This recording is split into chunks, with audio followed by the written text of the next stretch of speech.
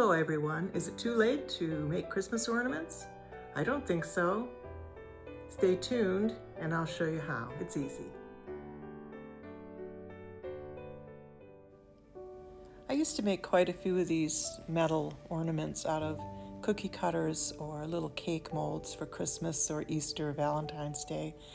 And I haven't done any in a while, but I decided to make some because I recently found some of these little tin molds very inexpensively, patty pans and a cookie cutter and several other things. And this is just a Christmas card that's been cut out to the shape of the rabbit, glued in, and then I put some 3D elements in it like the holly, the trees, and then I put some sparkles on it. I put some PVA glue over the top to stabilize it, and then there's that little pipe cleaner in there, which is sparkly, sort of tinfoily sort of thing. And then it has its handle, so it's kind of picture stand instead of being an ornament. You could hang it on a tree, but I kind of like it maybe for a table and maybe put it next to a candle or something. I'm turning this little tin shovel into a Christmas ornament. I don't know how old it is. It looks pretty old.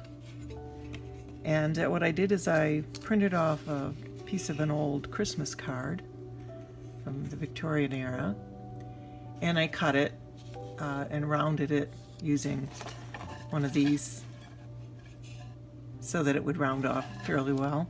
Now this is not symmetrical, the little shovel, so it's going to be a little bit difficult to get it in there exactly as I want it, and but it'll be around there somewhere. I glued this down with Elmer's glue, and then I put Mod Podge over it, and now I'm going to glue in the trim. I also put some decorative mica on top. I sprinkled that on before the Mod Podge dried. Okay, that seems to be working all right. Hopefully that'll stay put. Okay, I'll trim that afterwards. See if I can get that to stay down where it ought to. And then I'll pull all those little strings off, glue strings. Okay. All right. Okay, I think we're making progress here. Now I have to think about what else I can do with this.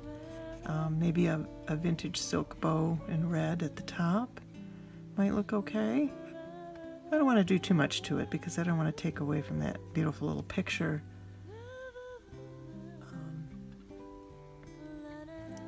Again, I'll just bring it up so you can see it.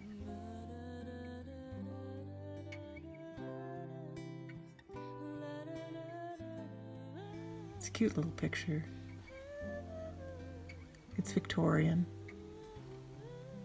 This is antique silk ribbon from the turn of the century. And it's, has some stains on it. The color is faded in some places. I actually got 4 rolls of this, and this was folded up and off of the roll. So what I'm going to do is I'm just going to cut a piece of this along this bias side and try to make it long enough. Might be a little uneven, but that'll add to the charm.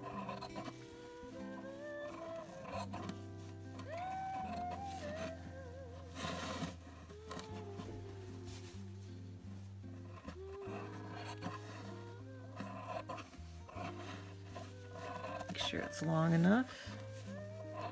And if I cut too much, I can use pieces somewhere else. Let's try that.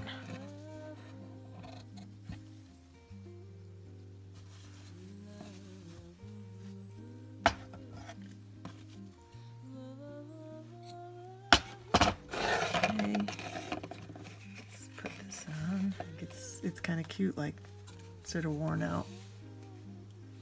I think this is done. I don't want to overdo it. You can go too far with embellishments. This again is the rabbit.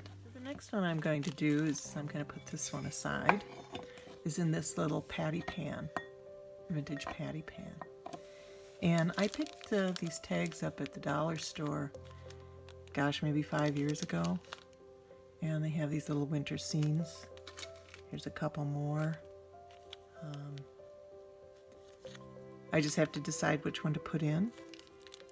I like this red one, but they're all kind of cute. So as soon as I decide, then I'll do something with this. And it looks like it's a pretty good fit, whatever one I decide on. I decided which one to use. It's going to be this one right here. See if I can get close. And I'm going to use this circle tool to just make sure that it's completely rounded off. Looks like it's pretty close, and then I will put something over that hole where the string went for the tag. So I'll do that, and then I'll come back. I'm being a little fussy with this, but I don't know if it's going to fit in the patty pan correctly, and I don't want to push it in and have it wrinkle after I put glue on it. So I'm just trimming it, and then I'll put that in. So I've glued the picture in, and you can see there's this little hole here, but that'll be covered, so that should just be fine. And we're just going to get my glue gun out, and I'll glue this piece in. This is a more vintage style trim, and it's very stiff, and I used it on the little antique shovel, but I didn't use it on the rabbit cookie mold because it was too thick. I used another type of trim, which is just basically a silver pipe cleaner. So I'll glue this on around here, and I'll be back. Alright, I've glued that on with some hot glue. And the next thing I'm going to do is I have these little pieces of Christmas tree. I'm going to position them here and maybe here and glue those on. And then I have a couple more steps and this will be finished. So I'll just do that. These are actually cut off from these larger ones. And since they were just a bit too big, I just cut the tops off. And I've had these for some time, these little Christmas trees. I probably bought these on Amazon. I try not to buy too much stuff because I really try to use either what I have or use things that have been used before.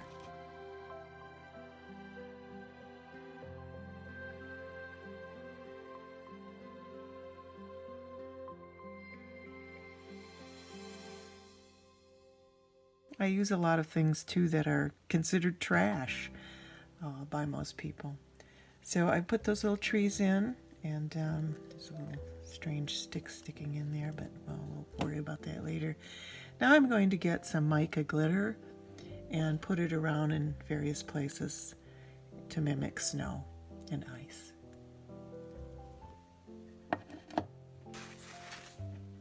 Here's a diamond glitter that I've had for years, absolutely years. I'm going to use a little bit of that, and I'm going to also use this decorative mica. And I've had this for many years as well. You just don't need that much, it turns out. I'm just going to take a dollar store brush and let me get my little piece of paper out here that I use for collecting glitter, and apply a little bit of this Elmer's glue all, which is water soluble, but it's pretty strong stuff. And open up my glitter here. I'm going to use the diamond dust first, and then I'll probably add a little bit of the mica as well. I'm pretty sure I'm going to. So I'm just going to use my little dollar store brush to apply a little bit of glue.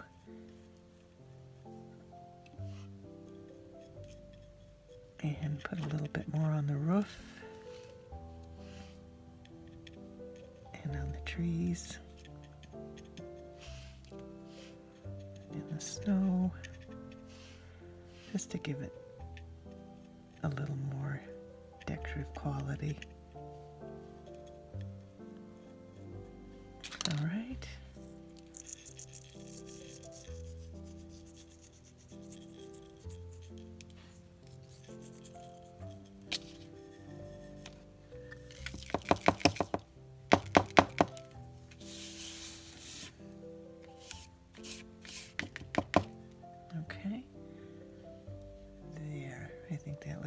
good. And I'm going to fold this up and put the glitter back in the container. My mother used to always say, waste not, want not, all the time when I was growing up. I'm sure somebody in your family said that too. My mother grew up during the Depression, and so they didn't have very much money, and life was very difficult, and they made the most of what they had. Now I'm going to get a little bit of this mica and add that on. I have some still in a little plastic bag from the other project I did, so let's see, how is this going to fit in? This is pretty chunky stuff, so you kind of have to be careful with it. It does add a little bit more of a vintage look, I believe, but you do, like I said, have to be careful not to overdo it because they're very irregular pieces. And maybe I'll put a little dot around each here, see where it'll fall, just to see what that looks like. And then I'm going to put a ribbon on the bottom as well, so let's see what happens. I'm going to get my mica out. I had some out of the box already, so I'll just see what I mean by these big pieces, and they're not easily broken up unless you take a X-Acto knife to them or something. But I'm just gonna see if I can get some of them to stick around the edges, and then the remainder of them I'll put away. But as I said, they have a more vintage look, and mica is a naturally occurring mineral.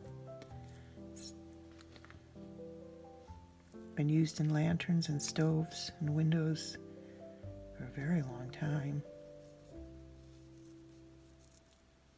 Okay, let's put some of that in there. It gives it a little bit more of an earthy. Let's see if I can get this all. Get these bigger pieces out. Put some.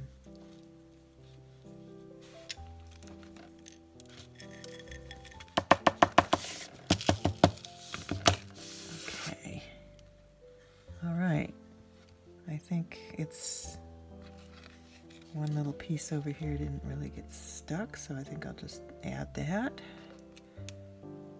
And I don't know if you can see it.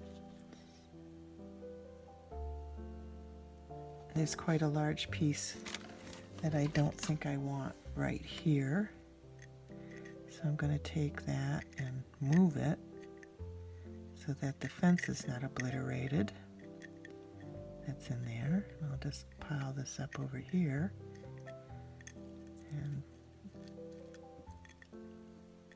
I think that looks a little better. Okay.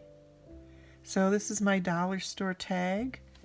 And I think I already showed this in the other video I did. That there were these tags that I bought some years ago from the dollar store. And back then it was $1. Now it's $1.25 at Dollar Tree and similar places.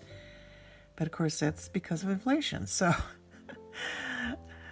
that's what happens. So anyway, I had these for years, and it just so happened that that little tag fit exactly in this little patty pan. And I'm going to dump that over a little bit. And I'll put some, with some epoxy, I'll put hangers on these eventually. And, well, I'm going to make the bow now, so I'm going to dump my mica back in its container because I don't want to waste it. Make sure there's not too much foreign stuff in there. And wax it with some beeswax. My husband used to be a beekeeper, so we have a lot of beeswax around and honey still. We don't do it anymore. But whoops, I broke that. I was a little too rough with it. But I'll be careful with the next the next pass. All right, let's just draw it a little more carefully. waxing thread makes it easier to work with in many respects. I wax my thread when I sew doll clothes and clothes for my husband and I, and when I sew for gifts or crafts or whatever. So anyway, I'm going to just take this bow and I'm just going to wrap it, and hopefully that will turn out well enough. And let's see here, I'll tighten it up. I'm going to grab that, make it a little more even. Oh, I see what happened. The back came out. Well, no problem. I'll just keep wrapping it, and it should turn out just fine. Again, it's a little ragged. This is very delicate, this ribbon, because it's so old, but I like it like that. I don't like things to necessarily look too finished. I like to have a little bit of, well, I don't know what you would call it, homemade look to it. It is homemade after all, so.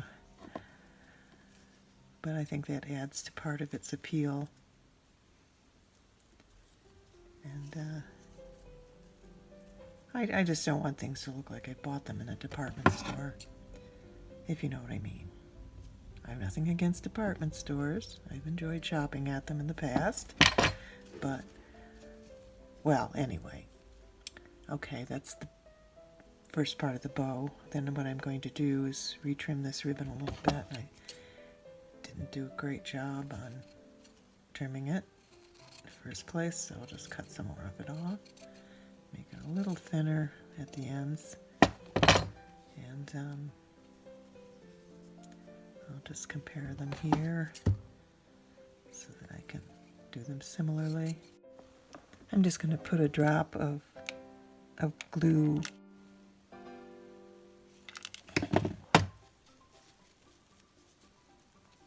okay, and let's see. Okay, there, I glued the bow on, and I believe this is done. There's the little cabin in the hills on a snowy winter day with the trees. It's a little patty pan wreath. So now we have 3 that I've made, and I'm going to put them together here. That one, cookie cutter one, sets up. I'm leaving the handle on it so that it sets up like a little picture with its own stand. But for this picture, I'll move it so you can see it. And then the wreath. Here's the 2 I demonstrated. I didn't demonstrate how I did the cookie cutter with the rabbit, but I'll talk about that a little. The holly leaves are actually from this glue that I put into a mold, and then when it cooled, I took them out and painted them with acrylic paint. It's the same with these little trees. And then I applied that diamond glitter. I didn't use the mica on this one. I just didn't think it needed it. And then I used a pipe cleaner that instead of this heavier trim to go around the inside of the rabbit, because it was more pliable and thinner.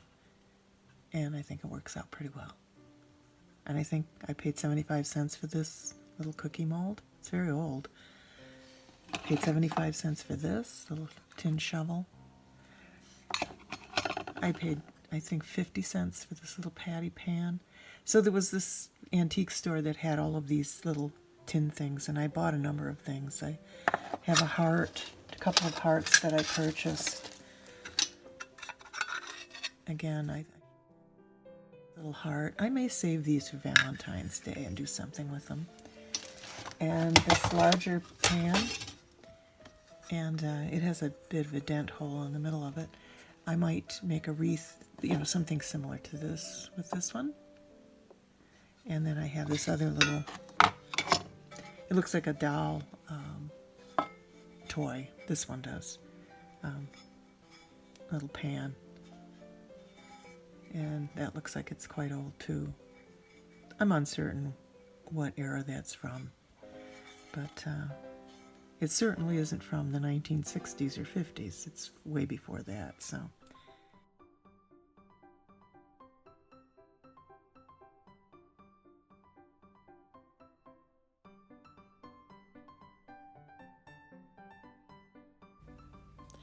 I'll show you some other things that I made some years ago. I think I made these maybe 6 and 7 years ago, and I just got them out of storage.